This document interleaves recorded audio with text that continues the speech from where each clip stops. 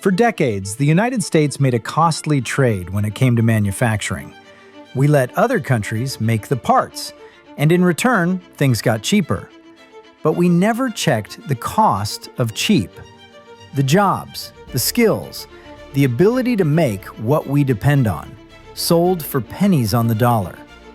One industry in America has responded to this bad deal quicker than the rest: drones. Long before the rules changed, one assumption was already in motion: that this trade wouldn't last forever. This film begins when America decided that particular bargain just wasn't going to work anymore. The administration rejects the offshoring model, and we have embraced a new model. It's called the American model. The U.S. is nowhere near China in terms of capability of being able to manufacture drones. I don't even know what it would be estimated at, because I don't know that there's a supply chain for more than 50,000 to 100,000 drones outside of China yet. In June, President Trump issued an executive order unleashing American drone dominance. We're going to bolster the U.S. drone manufacturing base by producing thousands of American-made products, prioritizing Buy American. Between the last two administrations, the mandate has been written. But why drones? Why now? We are launching now U.S. manufacturing of critical drone components. And we're going to use these parts on not only the drones that we build, but also to support the drone manufacturing for any drone company that wants to use American-made NDAA-compliant drone parts. So today, I'm rescinding restrictive policies that stifle production, and this will unleash American manufacturing and the ingenuity of our warfighters. Here at UMAC, we are setting up these processes here, and this factory looks and feels like a Chinese motor factory. It's a little bit more comfortable, it's better lit, it's cleaner, it smells great.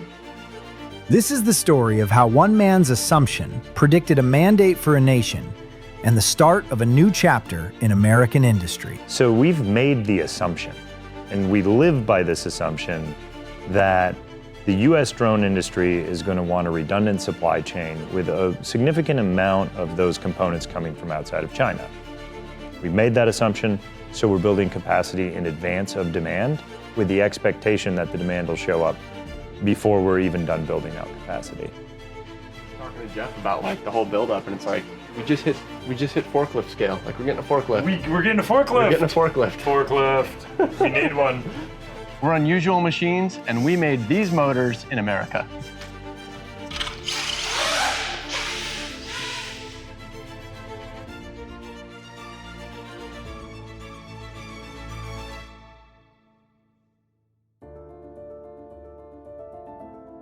But first, a note on how we got here.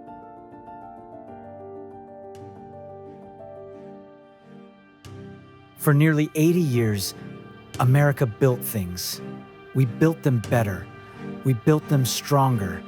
And the world watched. As the year 1947 begins, the state of our national economy presents great opportunities for all.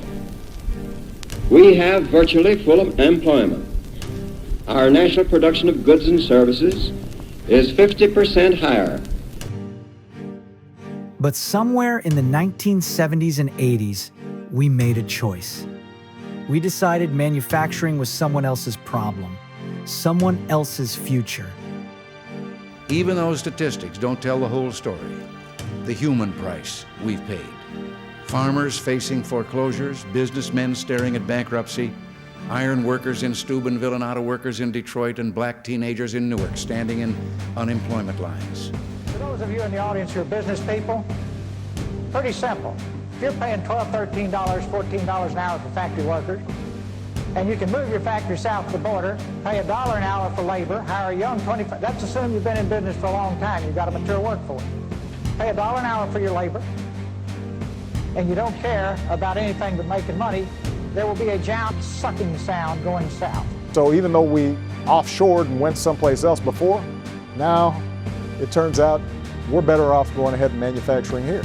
the United States must end its dependence on Chinese manufacturing. We can't run our military as things stand right now without goods from China. We can't, China is producing our pharmaceuticals for us. They could cut them off, at any time. And so that's the change that really needs to be made. For the last part of a century, we have outsourced ourselves to the point that now change is unavoidably necessary. But how does a nation sell out its manufacturing base in the first place? Well, what most people won't tell you is, it wasn't some overnight heist. It was actually more like an auction. And America? Well, we couldn't get rid of it fast enough. So offshoring really started in American manufacturing maybe 40 years ago, when people realized the labor disparity was very different. If one company is having a lower cost basis by offshoring and you don't do it, you're going to lose in the marketplace. So once people started moving production to Japan and Taiwan, and then from Japan and Taiwan to China over the years, everyone had to follow suit or lose in the marketplace. That was the headline. But here's the thing, the real advantage wasn't the labor cost.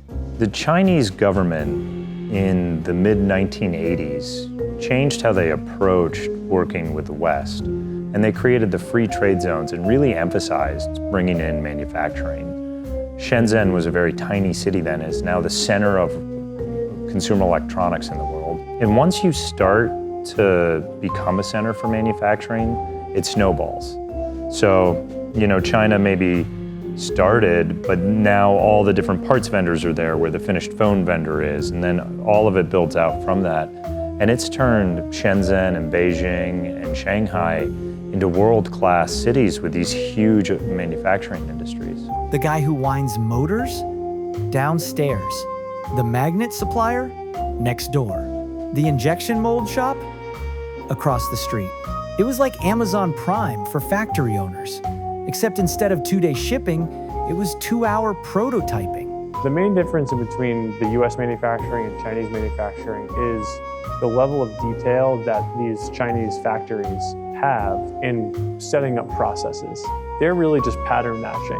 CNC machine shop that knows how to make precision shaft. They know everything about making shafts. So the timeline for them to get from 0 to 1 is really much shorter than a machine shop that has brought this project and they have to learn about the tolerances of shafts, the types of sort of like cutting tools or the fixturing methods for that specific product type. The numbers tell the story. Between 2002 and 2022 alone, America lost 45,000 manufacturing firms. American jobs shipped abroad, and once mighty cities, now hollowed out and empty. I grew up in Michigan, and a lot of my family worked in the automotive industry, particularly at GM. And I really remember the wealth destruction and some of the damage being done from offshoring to the automotive industry. I lived outside of Flint, which really suffered quite a lot, and then the city of Detroit actually was one of the early maybe victims of offshoring as manufacturing left for a lot of the auto parts. So while you see a lot of benefit overseas in places like Shenzhen or Beijing, there are places where the economic devastation domestically was really bad. Not only did we lose the knowledge, we lost the suppliers. And probably the most unfortunate, we lost the muscle memory of making things. And for a long time, that just seemed fine. A valid question you might be asking yourself right now is, where do drones come into play in all this? How relevant are these things to begin with? And is it enough to focus our attention? I think when you stop and actually think about the use cases of drones, there's an innumerable number, and people are very creatively finding new ones all the time, to the point where you start to realize how you might not notice the technology yet, but you'll look around and all of a sudden it'll be there. And we're just about at that flipping moment where you'll see it everywhere. Let me show you something about the drone market. 90% of all commercial drones come from China. One company, DJI, controls 80% by itself. The motors? China. The batteries? China. Flight controllers? China. You starting to get the picture? Drones look a lot like integrated circuits like chips in that it doesn't make sense to have the supply chain centered in exactly one spot in the entire world. Drones now, with the conflict in Ukraine, have really moved from, in general perception, from toys to tools. And these tools are really important, not just for defense, but for everything else. When Russia invaded Ukraine, drones went from expensive toys to essential military hardware. Basically, overnight, forever changing how wars will be fought. They have become a battlefield innovation as profound as the invention of the very tanks drones help hunt today. I think it's a matter of national security to have supply chains for all critical technologies that are diversified. I look at it's a national security to have integrated circuit fabs in multiple places, because whether it's for geopolitical reasons or environmental reasons, if you lose the center of supply for any of these critical technologies, it sets you back so far. The supply chain obstacles are everywhere, right? We're living in a post-COVID world where supply chains around the world in every industry had that shocking moment of, hey, these are the consequences if you're not running your supply chain efficiently, right? So you saw it in healthcare, you saw it in automotive, you saw it in tech. So really onshoring our supply chain and really having US-based suppliers will actually help us move more quickly on the orders that we see ahead of us, right? I see drones as the same thing, and so what we're trying to do with Unusual Machines is create redundant, different supply chains for a lot of the components for this critical technology category. Ukraine is set to be capable of producing 4.5 million drones in 2025, a massive ramp up from the nearly non-existing market that was just a few years prior. The United States, 20,000 to 30,000 drones a year.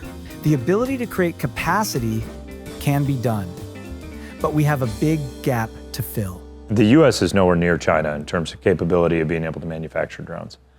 I don't even know what it would be estimated at, because I don't know that there's a supply chain for more than 50,000 to 100,000 drones outside of China yet. In a Taiwan scenario, the US would burn through precision munitions in 8 days. 8 days. Imagine going to war with a country that makes all your ammunition. Or you were a race car driver that had to let the other team make your race car. That's where we're at with drones, and it's not ideal, to say the least. When Alan Evans says he's bringing drone manufacturing back to America, what he's really saying is, I'm going to rebuild an entire industrial ecosystem that took China 30 years and billions of dollars to create. A daunting task that has never been done in America before with drones. Manufacturing for small drones was never in the US. If you look, consumer electronics was moved overseas, maybe starting in 1980 to Japan and then ultimately to China. And toys were moved overseas too. And so the small drone industry really was always in China, because it was this combination of phones and toys that became drones. And really, so what we're doing, instead of bringing drone manufacturing back, we're bringing it here for the first time. A drone motor isn't a thing. It's an assembly of things. And making anything at scale has its unique set of challenges. Fully assembled rotor assembly. It's got the bell housing, the flux ring, the shaft, and the magnets. And the last thing that we need to do to complete this is to actually balance it. I have a favorite analogy for manufacturing. Everybody's probably baked a dozen cookies. Probably really good cookies. They're delicious. That is the prototyping. That's the engineering phase in designing anything. Now go bake 12,000 cookies. Don't burn any of them. And you need to bake them in under a week. Now when you look at the manufacturing of a thing, when you look at the manufacturing of a drone, for instance, there's slices all the way along in the supply chain. So you have the end drone that gets put together. Okay, the next slice are the sub-assemblies. So somebody's making the camera, somebody's making the motor. We saw how motors get built. Now we can see them actually mounted to a drone. This is our Rotor Riot CL2-7 airframe, and we have our 2807 series motors bolted to the arms and wired up to our Made in the US ESC and flight controller combo. You need to create the demand at a final part here, and then you get the next slice. So we're that second slice for drones. That's right, slices upon slices. The supply chain with each link is required to end up at the final product. Each component needs a supplier.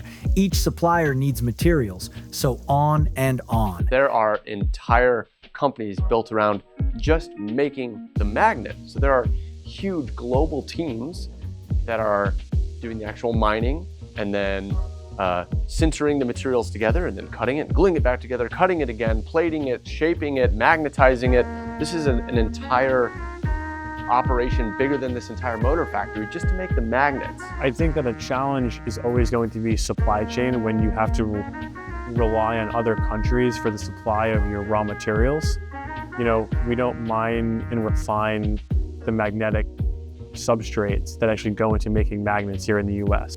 So, so for any company who is setting up US manufacturing, part of it is setting up all of your sub-suppliers, figuring out where you're sourcing all these parts from. And that's the task of any supply chain team, is to figure out where you can get something at the quantity that you need it, that meets all of the quality standards. And that's why it's going to continue to be important, right? We're building the supply chain with cost in mind, with quality in mind. And when you put those two things at the forefront of your supply chain, you'll yield really good results. And we would love to buy these magnets from the US if we could. If there was a US-based manufacturer for magnets that meet the size requirements that we have in these motors, we would buy those right now from that supplier. So for us, the supply chain challenge becomes, how do we move towards a US-based full manufacturing process when the suppliers for the components simply don't exist? A problem many people who have looked into this before will tell you, when you hear made in America, the underlying question is, which part was made in America? Magnets are one example of the vast deficit we've created in our manufacturing supply chain. To start making things in America, it will require us to buy things outside our borders, for now, to assemble here. None of that happens without money and time. And if you're going to spend all this time and money, it's worth it to make sure you have a return at the end of it all waiting for you. If you're gonna onshore, you have to first understand why you're onshoring. You have to understand your competitive spectrum. So when we decided to onshore, we said to ourselves, all right, people are gonna buy our stuff if we're 20% or more, like within 20% of the pricing from our Chinese competitors. We just made that a hard rule. We said if we're more than 20% more expensive, nobody will pay the domestic premium. And we started with that, and then we looked at how to onshore. Because you can't just copy what other people are doing. You have to do it new. You have to take some of that American innovation and use it in how you configure your manufacturing or in the tools you use. All of this effort seems like a lot to go through for a maybe. But that is the beauty of companies like Unusual Machines. This isn't a maybe return on investment to them. This is the assumption. You know, when you're a startup like us, when you're just going after it, you have to make some assumptions. Otherwise, the big companies, other people would already be there. So we've made the assumption, and we live by this assumption. This entire company was founded on an assumption that drones are going to matter, that there is going to be high demand for them, and that drone manufacturers were going to need parts. So we put Unusual Machines together to meet this need that we forecasted. Unusual Machines is speculating that there's an unmet need in US manufacturing. So in the same way, we see ourselves as our values, we think there should be a domestic supply chain for drones. December 2023. Congress passes the American Security Drone Act starting January 2026. No federal dollars can be used to buy or operate a Chinese drone. And just like that, an entire market gets created by legislative decree. This is where our story gets interesting. If you look back during the Biden administration, there was the American Securities Drone Act that said the US government won't buy or fly Chinese drones. The US government buys a lot of drones. So that alone creates a big enough marketplace to justify it. $750 million was allocated to small drones and small drone parts. Like, that's a pretty big marketplace. And then when they say, hey, you can't use parts from China, They've now created a marketplace where if we're right and if we're successful, our investors can see a return. And because of that, I think as an investment thesis, that's going to be a winning high-level investment thesis. I also think with the conflict in Ukraine and the shift to drones, you're seeing drones being identified as a critical technology, but you're also going to see a defense investment supercycle over the next 3 to 5 years. If you think in terms of you had a $12.8 million defense order from Strategic Logic in September. In October, I mean, what the hell? It's time to take a vacation, pal. The global drone market was $73 billion in 2024 and is projected to reach $163 billion by 2030. But here's what makes Unusual Machines' strategy unique. They're not just trying to build complete drones. They're not competing with the big defense contractors at all, really. They're selling the components, the motors, the flight controllers, the cameras, the goggles, the building blocks that every drone manufacturer desperately needs and can now only be reliably sourced from America and their trade partners. We're seeing a huge demand. We even recently got parts orders from the 101st, so one of the Army divisions, because they're interested in trying to build some drones inside the Army to understand them better. So yeah, we're getting orders from a bunch of different groups. I think 4 or 5 very significant customers. Red Cat with their Fang drone. We announced, I think, a near $1 million order there, another 1.6 from an undisclosed customer. So now that the market has been set to focus on American-made parts, Unusual Machines could scale to 200,000 motors annually and still not meet demand. The market doesn't need convincing. It's been waiting for this. But meeting the scale of such a demand requires planning and forethought. Yeah, so we're in the Henry Ford era of drones, right? Where everyone's learning how the supply chain is going to actually function, right? And how fast you can actually build them with quality in mind. This whole building is dedicated to drone motor production. It's 17,000 square feet of specialized machinery and specialized workforce, all just focused on making small drone motors. We have another facility that's doing full assembly of drone parts into finished FPV drones. Okay, so the building that we were at before, which is like the 6,900 square foot place, we're doing a lot of the operations out of there. We're moving operations out and we're just gonna dedicate that space to drone assembly. And all the warehousing and fulfillment, inbound, outbound, everything, the whole fulfillment center is coming to this new building, which is just starting to have stuff arrive. So we've got 25,000 square feet of new space that we got to fill with drone parts. So I think we'll fill up a 25,000 square foot fulfillment center probably within the next 6 to 12 months. And that is in and out, right? So that's raw material, that's finished drone builds. When you put everything together, it has to come together correctly, and the system has to operate smoothly after that. Controlling the flow of your supply chain and your manufacturing process is a carefully choreographed dance that takes trial and error to perfect. Whenever you set up a supply chain, you have to solve several problems. And normally you do it in a waterfall process and take the time, but we don't have any time. In manufacturing, a waterfall process means doing things one step at a time. You don't move forward until the last step is finished. It's slow, sequential, and nothing overlaps. This is easier said than done, especially when you're in a race against the clock. There's urgency, and so we had to order all the material, find the place, get the electrical done on the place, order the equipment, and do all of it with all these different things and bring it all together at once where if anything was wrong, we'd be delayed by the time it'd take to get that. So for instance, magnets have a 6-month lead time. Some of the motor equipment has a 9-month lead time. And you have to have all this work so that it all arrives and gets done in order, but stuff can't arrive before the place exists. So you also have to time it all so that you get it exactly as you need it. So we got the keys to this building 7 or 9 months ago.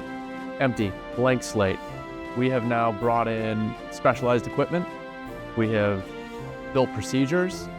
We've gotten parts in, and most importantly, we've gotten people here.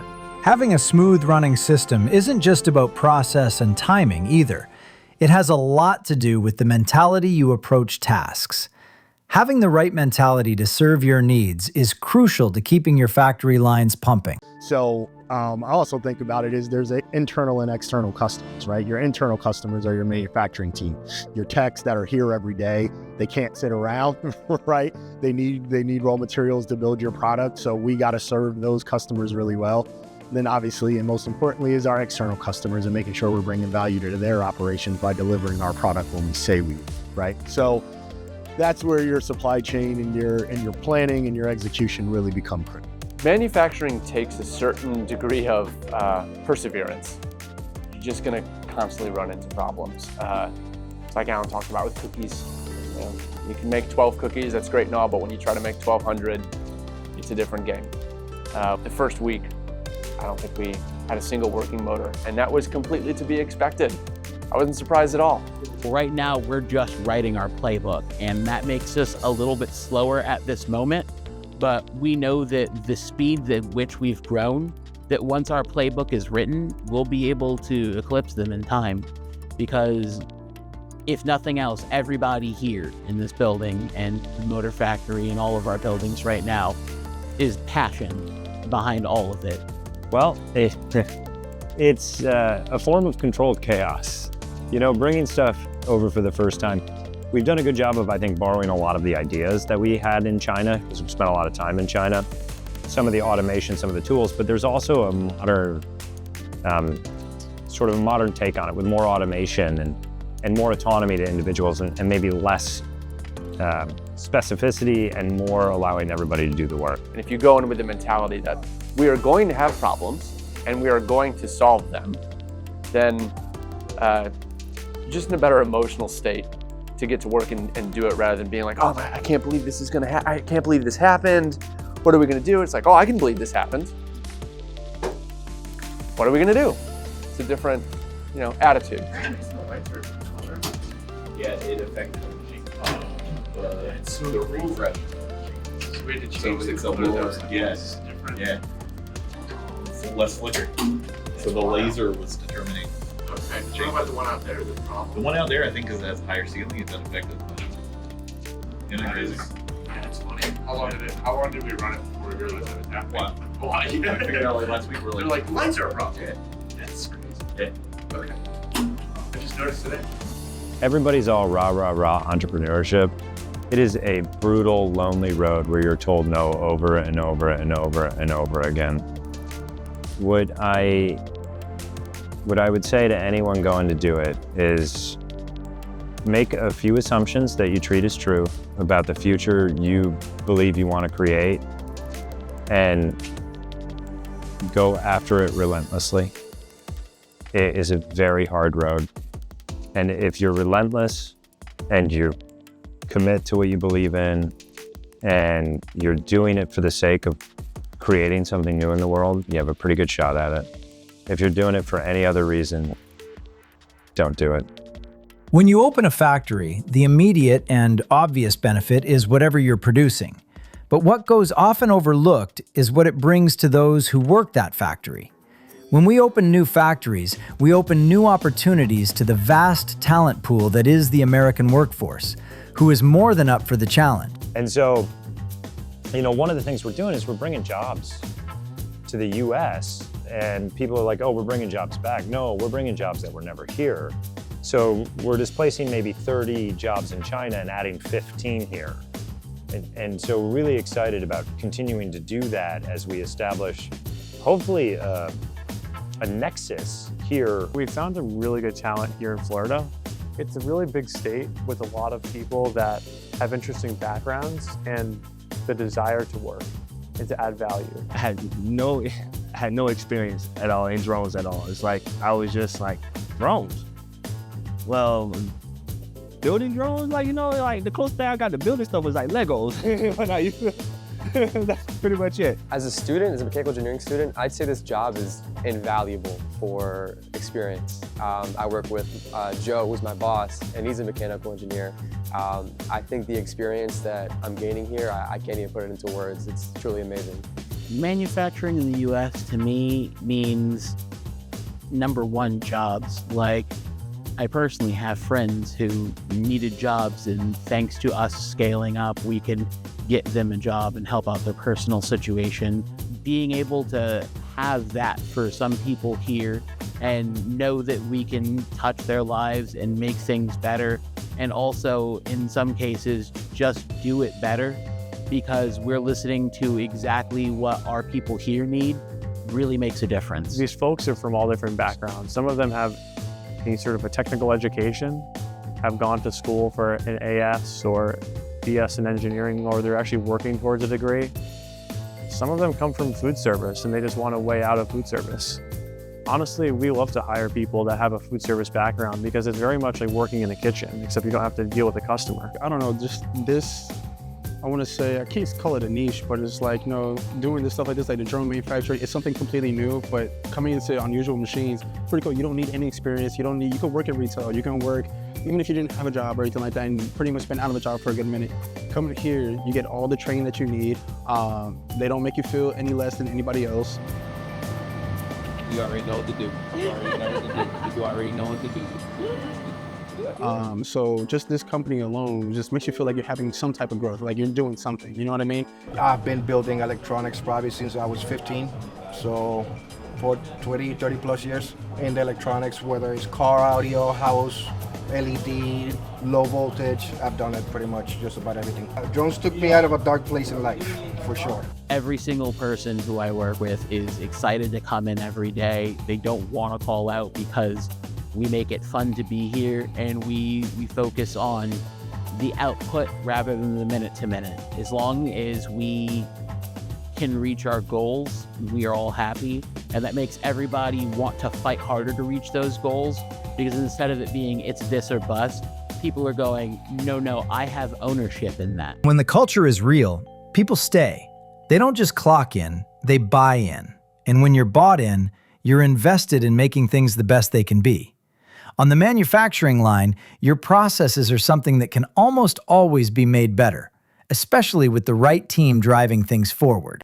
So it really just boils down to a very thorough breakdown of exactly what has to happen and where and how and what, and how long is it actually taking. It really boils down to having the vision of knowing what you want to make in advance and being able to break down that process step into a set of tools, a set of tasks, so that it's possible to hire somebody and have them actually do a really good job in that role. To balance. So I have plane 1 and plane 2. Motor right here on each side of these magnets. So all I'm doing is just adding versus 13.8 milligrams of putty on plane 2, which I've done. And then we will rerun it. Yeah. And the goal is to get less than 10 on the static plane 1. It comes to me. I do the heat shrink, and then I do the resistance testing just to make sure it's within range. And then from there, it moves on to the stator base, and then the bearings. That's pretty much it. At the same time, once you find your groove, once you find your routine, 6 steps can turn down to 3. 3 steps can turn down to 2, once you find your routine, of course you got to go through the original steps of everything. Of course, at each station, it shows the steps of everything, But at the same time, you see the steps, and at the same time, hey, I know for a fact I could bypass this and go to this step here, make the process a whole lot faster, more efficient, We learn things about product design. We learn things about the assembly process itself. We learn things about the documentation that's required to make sure that every operator is on the same page. A lot of the drones we build is our first times doing that with drones, so it's a lot of learning, but I feel like we're getting down. Once you get past that learning curve, by the end of the run, they're flying through. They're rocking it. We had a lot of people start all at once, and most of them came from this trade school that's a couple miles up the street called Valencia College. I am really psyched that we could work with them and place a bunch of those students in full-time jobs. That means that what they went to school for, what they put years of their life practicing and learning about, they now get to deploy in industry, earn a paycheck for it, support their family, send their kids to soccer practice, pay their rent, whatever they need. They're able to use useful skills to better their lives. That's right. I mean, anybody that really takes a factory job in 2025, I would say that they can expect to do really meaningful work. You know, it's like you can see the outcome of your actual work all day. You can see a bin full of like finished parts that you know you worked on and really meet the standards. I mean, that's actually really rewarding, I think, as an employee, to have something that you're able to work towards and say that like you helped actually build. Going back to like people like the first line being like the base groundwork of something like this, like you said, like electronics, everything's been in Asia, and us being the only real American-owned based company for drone manufacturing. I don't know, it brings a sense of like security, reliability, just very innovative. I don't know, I just look at it as that way. It's just like being the start of something, like you said, like I said before, like you just have more pride into it. So yeah, I mean, we're just like really keen to get people, I don't think that we're gonna find any difficulties finding people here in Florida to work in this factory. From the top of the company, and Alan, all the way to someone who started on the line yesterday, I think everyone here feels like they're part of something bigger than themselves. And not just part of the company, part of like, it means part of the company, but part of what the company's doing and part of what that activity, how it feeds into this movement that we're undertaking as a whole country. It's not just about building drones, it's also about building our national identity and pride, and giving our people the dignity of satisfying and meaningful use of their labor and skills. Sure, it may be small electric motor components today, but if we keep it up, there's no telling what can be achieved next. The future of American manufacturing is being written today. I think there's some magic in the US. There's creativity. There's independence. There's critical thinking. There's the encouragement to try and fail. And I think if you lean into the strengths of the workforce and you train them to use maybe more innovative Western processes, you can be as effective as manufacturing in China or in Taiwan or in Japan. But if you just try to bring it over, you don't gain the benefit of sort of the creativity of the American workforce. America didn't lose the ability to build things overnight. We lost the opportunities that teach people how to love the work. Not the highlight reel, the repetition, the pride, the part where making stuff becomes a skill, and then a culture. We don't have that much opportunity that is provided because there aren't that many places that are doing manufacturing. There aren't that many internships. And really, one of the things I find to be strange and wonderful and helpful in Australia or in the UK or in other places, after high school, they take a gap year. People will travel around the world and go see and understand other things. I think even that provides an appreciation for the strengths and the pros and the cons and the different understandings of where these different things fit into society. And so I think we don't do a good job of that. And it's mostly a lack of opportunity to do that. The real output of a factory isn't just motors, it's manufacturing excellence. The muscle memory of doing something well thousands of times the same way until it's better. What are the yields? How do you do quality? How do you make something that lasts forever but is done quickly, cheaply, reliably, consistently? This manufacturing excellence is something that we have a limited supply in the US, where a lot of it is developed, understood, realized by manufacturing. And so one of the most important reasons to make something is to develop this manufacturing excellence, which lends itself not just to the current products, but then into the design of next generation products and an understanding of how it comes together in units of 1,000. And the reason why we need to onshore some of this production is so that we learn those techniques and that we develop workforces that have that expertise to match our technology expertise. That's the part that doesn't fit on a spreadsheet, and it's the part we can't afford to outsource anymore. Unusual Machines didn't wait for permission. They picked a hard problem, planted a flag, and started marching. So like we made a decision that we're gonna make drone parts in America, and we just did it. If you just like set your flagpole and march toward it, like it's gonna happen. Once a country remembers how to do one thing again, it starts asking what else it's been tolerating. What else have we been leaving on the table? It took a lot of support. It took people believing in us. It took people investing in us. But like, you just do it. If you can do it for drones, you can do it for anything. If the story makes sense and you can get people to buy into it, I mean, there's no reason you can't do anything here that's done elsewhere. The old excuse was, we can't compete. But that was never a law of physics. It was a habit. And habits change when reality shows up with a deadline. I was surprised to know that stuff like this was being made in America, because, you know, we always used to get our things from China. We always get our things from like other places, like out of the country, you know. And stuff like this is now being manufactured here in the United States. You know, that's awesome. That's awesome. Now we can, like, you know, like do things our own way, you know, like, you know, not even do things our own way, like, you know, implement stuff in our own way, you know. Manufacturing is cool, right? It's a slogan that I just kind of want to keep pushing because it is, right? To be able to say, hey, I'm building something. I'm a part of a team that's building something here in the US. Again, the pride that comes with that, we need that pride back, right? And you see it, and you see the success stories around the country, and we're in it right now. And I don't think in our country's history there's been a more important time to really push that agenda than it is right now.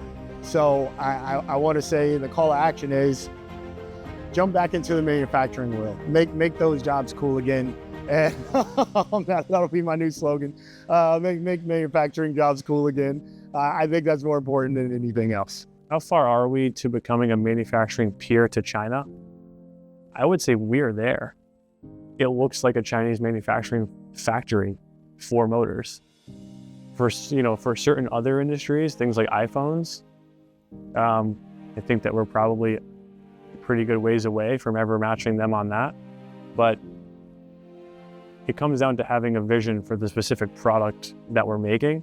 And I can say that for motors, we're basically there. This is what a reshoring story looks like in real life. Not a press release, not a meme. A building that was empty, becoming a system.